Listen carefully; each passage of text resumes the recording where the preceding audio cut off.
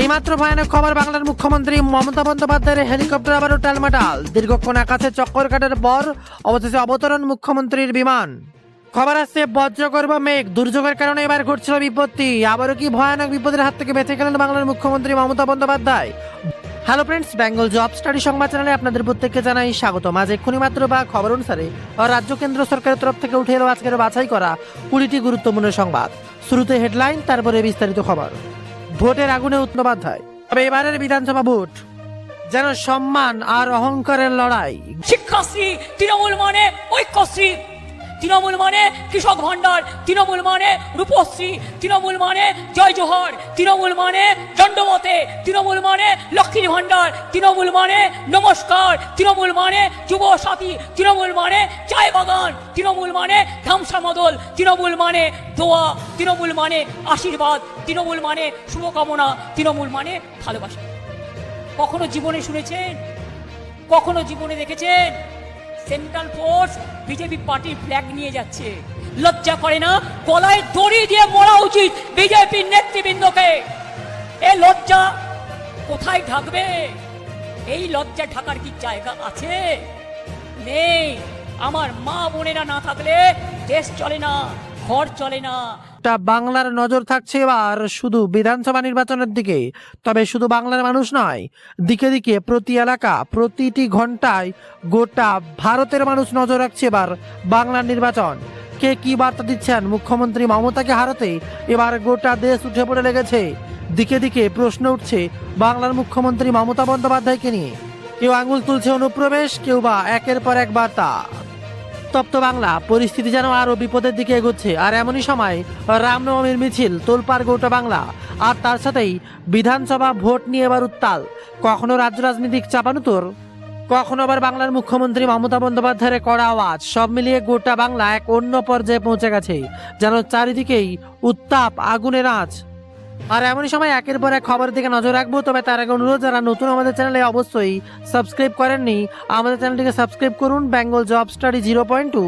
আর যারা আমাদের ওয়েবসাইটে এখনো ভিজিট করেননি, গুগলে সার্চ করুন bengaljobstudy.in, আর আমাদের ওয়েবসাইটে গিয়ে যাবতীয় তথ্য দেখে নিন।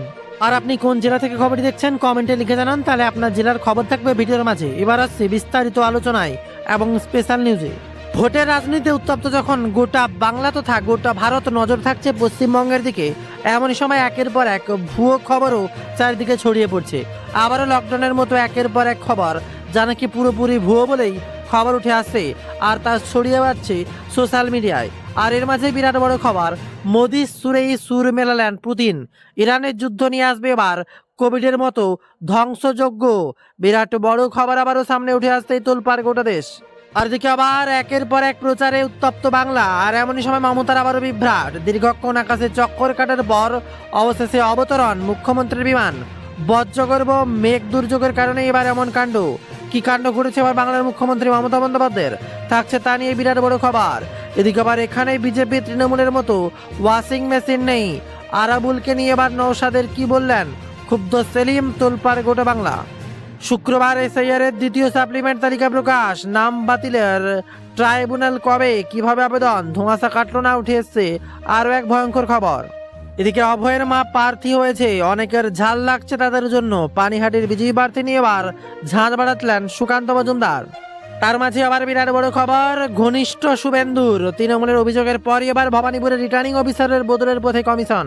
চাওয়া হলো 3 নাম, বিরাট খবর সামনে। এর মাঝে আবার আবহাওয়ার সতর্কতা, এবার জেলায় জেলায় বৃষ্টির খবর সামনে উঠে আসছে। আকাশ ভেঙে পড়বে বজ্রপাত, শিলাবৃষ্টি। কবে কোন কোন জেলায় বৃষ্টিপাত জারির সতর্কতা থাকছে তা নিয়ে বিরাট বড় খবর। এবার আসছি একের পর এক বিস্তারিত আলোচনায়। এইমাত্র বিরাট বড় খবর সামনে, ইরানের যুদ্ধ আবহে এবার শুক্রবার সব রাজ্যের মুখ্যমন্ত্রীদের সাথে বৈঠক ডাকলেন প্রধানমন্ত্রী নরেন্দ্র মোদী। বড় কোনো ঘোষণার পথে নাকি কেন্দ্র, এবার তা নিয়েই জাগছে প্রশ্ন। এদিকে আবার 3বারের বিধায়ক অভিষেকের হাত ধরেই ফিরে এলো তৃণমূলে। আলিপুরদুয়ারে বদলে দেবে এবার ভোটের অঙ্ক, আবারও ভোটের আগে দলবদল। এদিকে আবার রাষ্ট্রপতি শাসন জারি করলে আমি একাই 100 হয়ে লড়ব, বীরভূমের মাটি থেকে হুঙ্কার বাংলার মুখ্যমন্ত্রী মমতা বন্দ্যোপাধ্যায়। কেষ্টরগড়ে বারে বারে মমতা সম্মান জানালেন অনুব্রত মণ্ডলকে, তার কাছ থেকে অনেক কিছু শিখেছেন। আর তার সাথে বিরাট বড় বার্তা বীরভূম নিয়ে। তবে আবহাওয়ার দোলাচল শুরু, কলকাতায় ঝমঝমিয়ে বৃষ্টি, দক্ষিণবঙ্গের 7 জেলায় বজ্রবিদ্যুৎ সহ ঝড় বৃষ্টির সতর্কতা। জারি করছে আবহাওয়া দপ্তর। এইমাত্র ভয়ানক খবর, বাংলার মুখ্যমন্ত্রী মমতা বন্দ্যোপাধ্যায়ের হেলিকপ্টার আবারও টালমাটাল। দীর্ঘক্ষণ আকাশে চক্কর কাটার পর অবশেষে অবতরণ মুখ্যমন্ত্রীর বিমান। খবর আসছে বজ্রগর্ভ মেঘ দুর্যোগের কারণে এবার ঘটছিল বিপত্তি। আবারও কি ভয়ানক বিপদের হাত থেকে বেঁচে গেলেন বাংলার মুখ্যমন্ত্রী মমতা বন্দ্যোপাধ্যায়? ভোট আসতেই কি তাহলে বিমানে ধাক্কা? বরাবরই এই বিপদের উপর বিপদ। খারাপ আবহাওয়ায় কলকাতা বিমানের অবতরণের দেরি মমতা বন্দ্যোপাধ্যায়।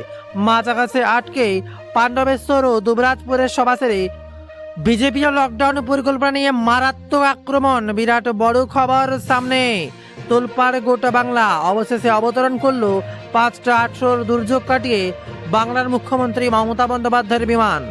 বিরাট বড় খবর, রন্ডাল থেকে দমদমে নামার পথে বিপত্তি মুখে পড়ে মমতা বন্দ্যোপাধ্যায়ের বিমান। খারাপ আবহাওয়ার কারণে মুখ্যমন্ত্রী কলকাতায় নামতে দেরি হয়। দমদম সল্টলেক সহ বিস্তীর্ণ এলাকায় বৃষ্টি নামে দিন। মাঝ আকাশে বিমান এখনো চক্কর কাটে বহুক্ষণ। ওন্ডাল এয়ারপোর্ট থেকে রওনা দেওয়ার পর 3টা 55 মিনিটে কলকাতা বিমানবন্দরে নামার কথা ছিল তার। খারাপ আবহাওয়ায় তুমুল বৃষ্টি হওয়ার কারণে বিমানবন্দরে নামতে পারছিল না বিমান। আর এই মুহূর্তে বিমানবন্দরে তুমুল বৃষ্টি হচ্ছে, সঙ্গে ঝড়ো হাওয়া। বিমান কর্তৃপক্ষ এটিসি বলছে খারাপ আবহাওয়া থাকলে এই মুহূর্তে ঝড়ো হাওয়া নেই, তাই কলকাতায় অবতরণ করানো হয়। বিরাট বড় খবর, আবারও মুখ্যমন্ত্রীর বিমানে বিভ্রাট গোটা বাংলা এবার সংকটের মুখে। যেখানে মিনিট 5 বা 10 মিনিট নয়, টানা 1 ঘন্টা ধরে আকাশে চক্কর কাটার পর অবশেষে বিমানটি নেমেছে। 1 ঘন্টা বিমান কত দূরে পৌঁছতে পারে তার কারো ভাবার অপেক্ষা থাকছে না। সেই 1 ঘন্টা ধরে মাঝ আকাশে চক্কর দেওয়া বুকের ধড়পড়ানি বাড়িয়ে দিয়েছিল বাংলার মুখ্যমন্ত্রী মমতা বন্দ্যোপাধ্যায়ের। অবশেষে 1 ঘন্টা পর বিমান অবতরণ হলো কলকাতায়। এদিকে আবার জ্বালানি নিয়ে অযথা আতঙ্কিত হবেন না। কতদিনের তেল মজুদ আছে জানুন, উঠে এলো বিরাট বড় খবর। এলপিজি পেট্রোল ডিজেল নিয়ে অযথা আতঙ্কিত হবেন না। কতদিনের তেল মজুদ আছে উঠে এলো তা নিয়ে বিরাট update.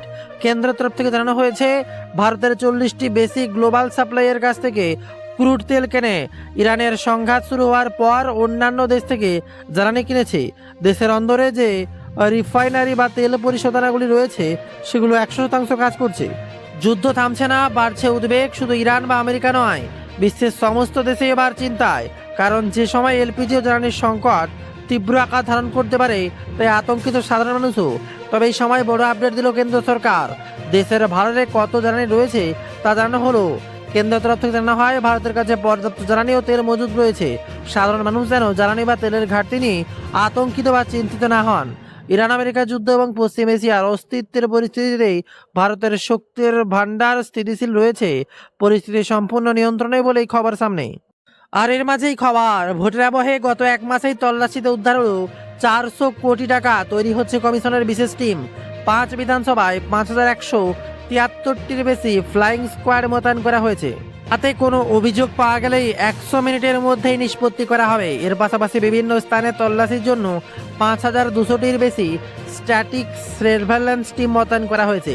Electronic caesar management system চালু হওয়ার পর 25 পর্যন্ত বিভিন্ন এমার্জেন্সি সমন্বিত অভিযান মোট 408.82 কোটি টাকার বেশি মূল্যের অবৈধ সামগ্রী বাজেয়াপ্ত করা হয়েছে বলেই সূত্র মারফত খবর উঠে আসছে। আর দিকে রামনবমী নিয়ে তোলপাড় গোটা Bangla. West Bengal election 2026 highlight, সবই রাজ্য নিয়ে তোলপাড়। সবাই রাম রাজ্য চায়, ভবানীপুরের মিছিলে হাঁটতে হাঁটতেই বললেন শুভেন্দু অধিকারী।